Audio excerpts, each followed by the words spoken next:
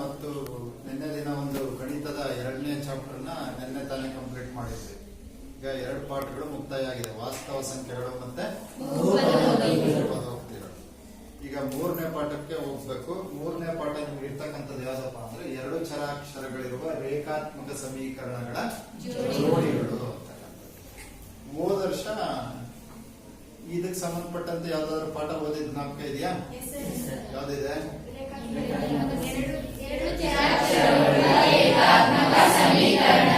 ಒಬ್ರು ಹೇಳೋದು. 2 ಚರಾಕ್ಷರಗಳುಳ್ಳ ರೇಖಾತ್ಮಕ ಸಮೀಕರಣ. 2 ಚರಾಕ್ಷರಗಳಿರುವ ರೇಖಾತ್ಮಕ ಸಮೀಕರಣ ಇಲ್ಲಿವರೆಗೆ ಇತ್ತಷ್ಟೇ ಅಲ್ವಾ? ಜೋಡಿಗಳನ್ನ ಪದ ಹೋದ ವರ್ಷ ಇರಲಿಲ್ಲ. ಹಾಗೆ ಆಚೆ ವರ್ಷ ಇದಕ್ಕೆ ಸಂಬಂಧಪಟ್ಟಿದ್ದು ಯಾವ್ದಾದ್ರು ಓದಿದ್ರ?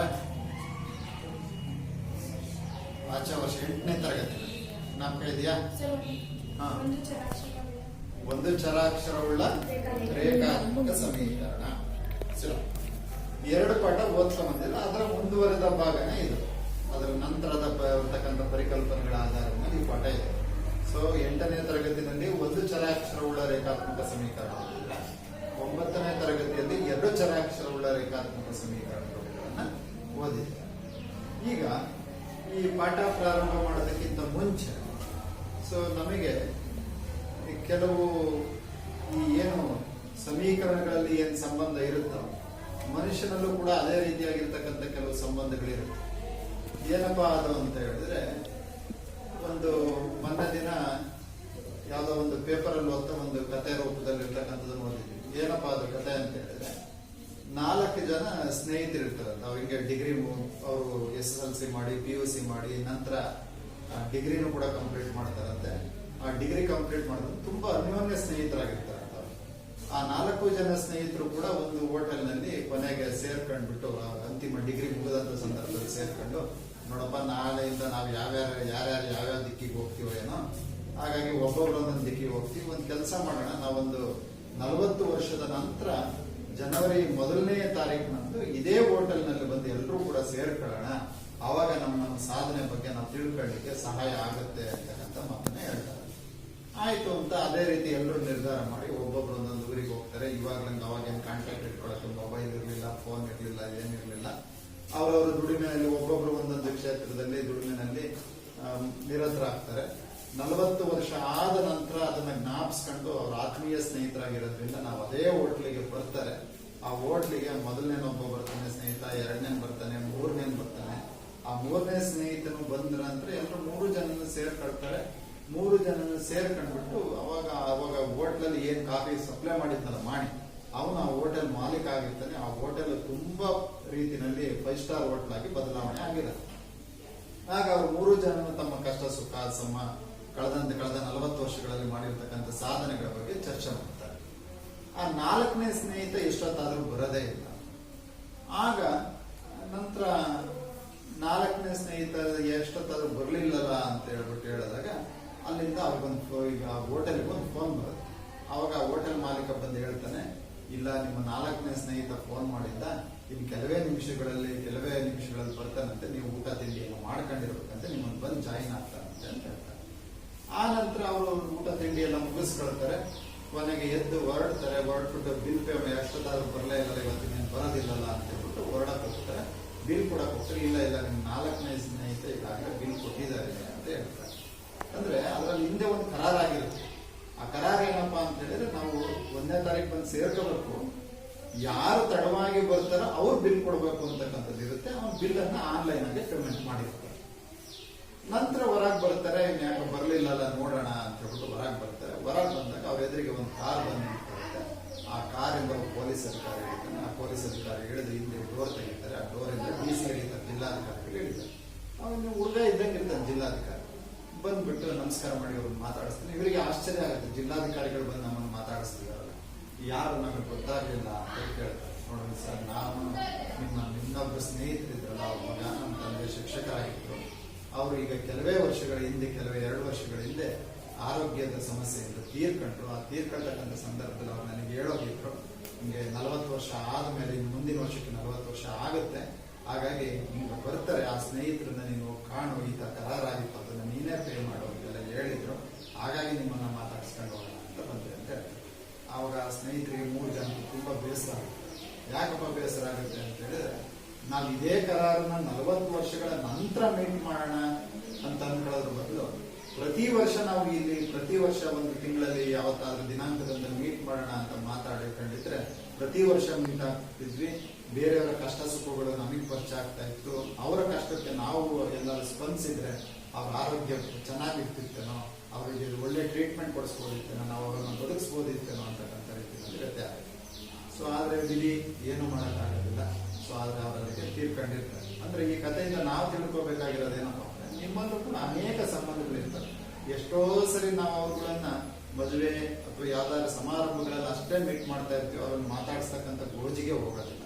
ಹಾಗಾಗಿ ಪ್ರತಿನಿತ್ಯ ಅಲ್ಲೇ ಇದ್ರು ಕೂಡ ಕೆಲವು ಪೀರಿಯಡ್ಸ್ ನಂತರ 1 ತಿಂಗಳು 2 ತಿಂಗಳಿಗೆ ಒಂದ್ಸರಿ ಯಾರಿಗಾದ್ರೂ ಫೋನ್ ಮಾಡ್ತಕ್ಕಂಥದ್ದು, ಅವ್ರ ಕಷ್ಟ ಸುಖಗಳಿಗೆ ಸ್ಪಂದಿಸ್ತಕ್ಕಂಥದ್ದು ಮಾಡಿದ್ರೆ ನಮ್ಮ ಬಾಂಧವ್ಯನೂ ಕೂಡ ಉಳಿಯುತ್ತೆ ಅಂತಕ್ಕಂಥದ್ದು ಈ ಕಥೆಯ ತಾತ್ಪರ್ಯ. ಹಾಗೆ ಈ ನಮ್ಮ ಗಣಿತದಲ್ಲೂ ಕೂಡ ಈ ಬೀಜಾಕ್ಷರಗಳು ಚರಾಕ್ಷರಗಳ ನಡುವೆ ಅನೇಕ ಸಂಬಂಧಗಳಿರುತ್ತೆ. ಆ ಸಂಬಂಧಗಳಿಗೆ ಸಂಬಂಧಪಟ್ಟಿದ್ದಂಥದ್ದೇ ಈ ಪಾಠ ಇದೆ. ಈ 2 ಚರಾಕ್ಷರವುಳ್ಳ ರೇಖಾತ್ಮಕ ಸಮೀಕರಣಗಳ ಜೋಡಿಗಳ ಬಗ್ಗೆ ಪಾಠ ಮಾಡೋದಕ್ಕಿಂತ ಮುಂಚೆ ಕರೆಕ್ಟ್ ಆಗಿ ಕೆಲವು ವಿಚಾರಗಳನ್ನ ತುಂಬಾ ಕ್ಲಿಯರ್ ಕಟ್ ಆಗಿ ಅರ್ಥ ಮಾಡ್ಕೊಂಡಿರೋದು. ಇಲ್ಲ ಅಂದ್ರೆ ಅದನ್ನ ಇದಕ್ಕೆ ಮಿಕ್ಸ್ ಮಾಡ್ತೀರಾ, ಇದನ್ನ ಅದಕ್ಕೆ ಮಿಕ್ಸ್ ಮಾಡ್ತೀರಾ. ಈ ವಿದ್ಯಾರ್ಥಿಗಳು ಬಹಳಷ್ಟು ಸರಿ ಹೇಳ್ತಾ ಇರ್ತಾರೆ, ಕನ್ಫ್ಯೂಸ್ ಆಯ್ತು ಸರ್ ನನಗೆ. ಕನ್ಫ್ಯೂಸ್ ಆಗೋದು ಯಾವಾಗ್ಲಪ್ಪ ಅಂದ್ರೆ ನೀವು ಆ ವಿಚಾರವನ್ನ ಪರ್ಫೆಕ್ಟ್ ಆಗಿ ತಿಳ್ಕೊಳ್ಳದೆ ಇದ್ರೆ ಕನ್ಫ್ಯೂಸ್ ಆಗುತ್ತೆ. ಈಗ ನಾನು 2 ಚರಾಕ್ಷರವುಳ್ಳ ರೇಖಾತ್ಮಕ ಸಮೀಕರಣಗಳ ಜೋಡಿಗಳ ಬಗ್ಗೆ ಪಾಠ ಮಾಡೋದಕ್ಕಿಂತ ಮುಂಚೆ ನಾವೀಗ ಬೀಜೋಕ್ತಿ ಅನ್ನೋ ಪದ ಕೇಳಿದ್ವಿ, ಹೌದಾ? ಬೀಜೋಕ್ತಿ ಅನ್ನೋ ಪದ ಕೇಳಿದ್ವಿ. ಹಾಗೇನೆ ಇದ್ರ ಹಿಂದಿನ ಪಾಠ ಯಾವುದು? ಬಹುಪದೋಕ್ತಿ ಅಂತಕ್ಕಂಥ ಪಾಠ ಕೂಡ ಗೊತ್ತಾಗಿದೆ. ಈಗಾಗಲೇ ಅದ್ರ ಬಗ್ಗೆ ಅನೇಕ ವಿಚಾರಗಳನ್ನ ತಿಳ್ಕೊಂಡು ಬಹುಪದೋಕ್ತಿ. ಈಗ ನೆಕ್ಸ್ಟ್ ಸಮೀಕರಣ. ಈ 3 ಪದಗಳ ಬಗ್ಗೆ ಚೆನ್ನಾಗಿ ಕಟ್ ಅಂಡ್ ಕ್ಲಿಯರ್ ಆಗಿ ಅರ್ಥ ಮಾಡ್ತಾರೆ. ಬೀಜೋಕ್ತಿ ಅಂತಂದ್ರೆ ಏನು ಹೇಳ್ತೀರಾ? ಒಬ್ಬರು ಹೇಳು. ಏನ್ ಗೊತ್ತಿದೆ ಅದ್ ಹೇಳಿ. ನೋಡಿ, ಇದನ್ನ ಬೀಜೋಕ್ತಿ ಬಗ್ಗೆ 8ನೇ ಕ್ಲಾಸಲ್ಲಿ ಸಾಕಷ್ಟು ವಿಚಾರ ತಿಳ್ಕೊಂಡಿದ್ದೀರಾ. ಬೀಜೋಕ್ತಿ, ಅದರ ವಿಧಗಳು, ಬೀಜೋಕ್ತಿಗಳ ಸಂಕಲನ, ವ್ಯವಕಲನ, ಗುಣಾಕಾರ, ಭಾಗಾಕಾರ ಇವುಗಳ ಬಗ್ಗೆ ಎಲ್ಲ ತಿಳ್ಕೊಂಡಿದ್ದೀರಿ. ಏನ್ ಬೀಜೋಕ್ತಿ ಅಂದ್ರೆ? ಹೇಳಮ್ಮ ರೂಪಿತ.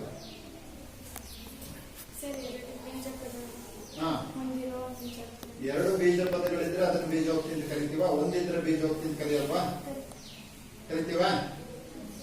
ಮಾತಾಡಿ. ಕರಿತೀವಿ. 3 ಇದ್ರೆ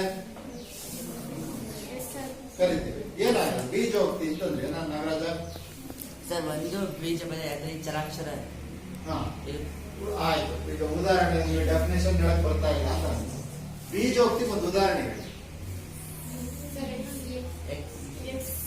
ಎಕ್ಸ್ ಅಂತಕ್ಕಂಥದ್ದು ಒಂದು ಬೀಜೋಕ್ತಿ. ಆಯ್ತು. ಆಮೇಲೆ ಜೋರಾಗಿ ಹೇಳ್ಬೇಕು. ವೈ ಅನ್ನೋದು ಒಂದು ಬೀಜ. ಬೀಜಾಕ್ಷರ ಅಂದ್ರೆ ಏನಾಗುತ್ತೆ? ಇದೊಂದು ಚರಾಕ್ಷರ, ಹೌದಾ? ಇದೊಂದು ಚರಾಕ್ಷರ. ಹಾಗಾದ್ರೆ ಬೀಜೋಕ್ತಿ ಚರಾಕ್ಷರನ ಬೀಜೋಕ್ತಿ. ನೋಡಿ, 10ನೇ ತರಗತಿನಲ್ಲಿದ್ದೀರಾ, ಇನ್ನು ಚರಾಕ್ಷರ ಬೀಜಾಕ್ಷರ ಬಗ್ಗೆ ಗೊತ್ತಿಲ್ಲ. ಆದ್ರೆ ನಾವಾಗ್ಲೇ ಬಹುಪದೋಕ್ತಿಗಳ ಪಾಠ ಮುಗಿಸಿದೀವಿ. ಅದ್ರ ಮುಂದುವರೆದಂತ ಪಾಠದ ಬಗ್ಗೆ ಸಮೀಕರಣಕ್ಕೆ ಹೋಗ್ತಾ ಇದ್ದೀವಿ. ಇದ್ರ ಬಗ್ಗೆ ಸಾಕಷ್ಟು ವಿಚಾರಗಳನ್ನ ನಾನು ಸೇತು ಬಂದ ಪಾಠ ಮಾಡ್ಬೇಕಾದ್ರೂ ಕೂಡ ಹೇಳಿದ್ದೀನಿ. ಚರಾಕ್ಷರ ಅಂದ್ರೇನು, ಬೀಜೋಕ್ತಿ. ನೀವು ಕೇಳಿದನ್ನೆಲ್ಲ ಮರ್ತ್ಕೊಳ್ತಾ ಕುತ್ಕೊಂಡ್ಬಿಟ್ರೆ ತುಂಬಾ ಕಷ್ಟ ಆಗುತ್ತೆ. SSLC ಪರೀಕ್ಷೆಯ ವಿಧಾನ ನಿಮ್ಗೆ ಗೊತ್ತಿದೆ.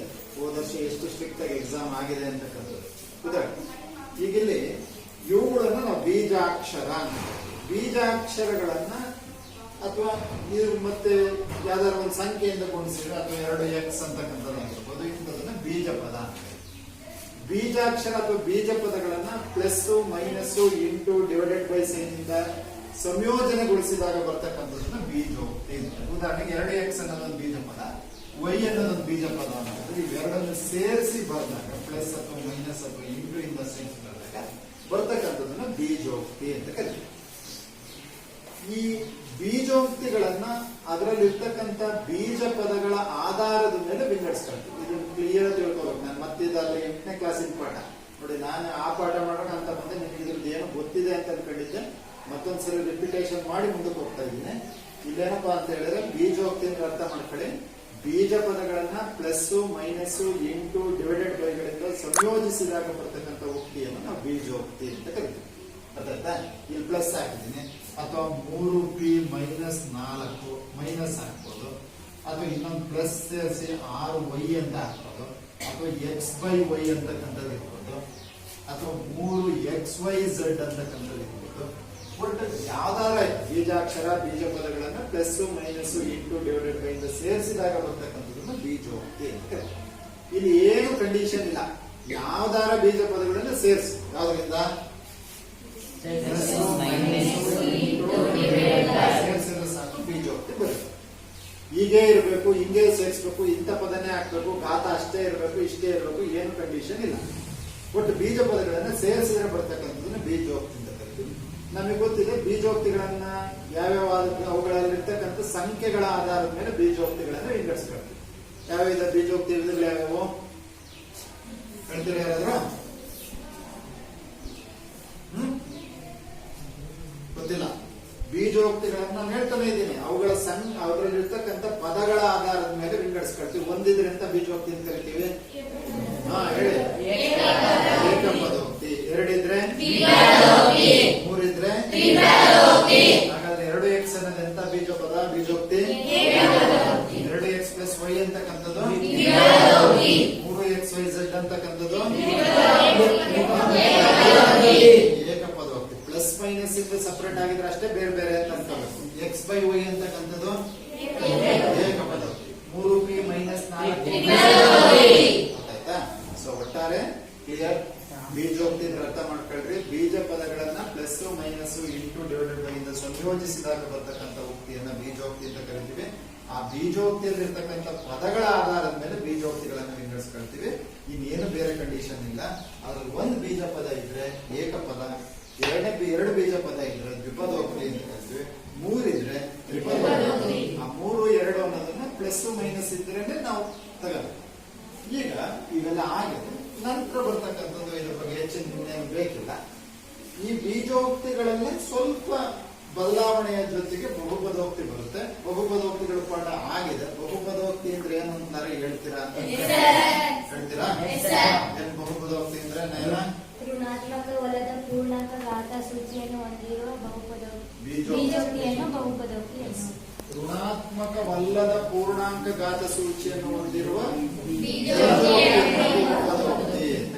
ಇಲ್ಲಿ ಘಾತ ಹಾಗೆ ಇರಬೇಕು ಹೀಗೆ ಇರಬೇಕು ಅಂತ ಏನು ಕಂಡೀಷನ್ ಇಲ್ಲ. ಇದರಲ್ಲೇ ಒಂದು ವೆರೈಟಿ ಏನ್ ಬರುತ್ತೆ. ಈಗ ಉದಾಹರಣೆಗೆ x² ಪ್ಲಸ್ 5x ಮೈನಸ್ 3. ಇಲ್ಲಿರ್ತಕ್ಕಂಥ ಘಾತ ಸೂಚಿಯ ಬಗ್ಗೆ ಹೇಳ್ತಾ ಇದ್ದಾರೆ. ಅಂದ್ರೆ ಇಲ್ಲಿ condition is given to the index power. ಆ ಘಾತ ಸೂಚಿಗೆ ಏನೋ ಒಂದು ನಿಬಂಧನೆ ಹೇಳ್ತಾ ಇದ್ದಾರೆ. ಆ ಘಾತ ಸೂಚಿ ಏನಾಗಿರ್ಬೇಕಂತೆ? ಪೂರ್ಣಾಂಕ ಘಾತ ಸೂಚಿ ಆಗಿರ್ಬೇಕು, ಮೈನಸ್ ಇರದಿರಬಾರ್ದು ಅಂತಕ್ಕಂಥದ್ದು ಹೇಳಿದ್ರು.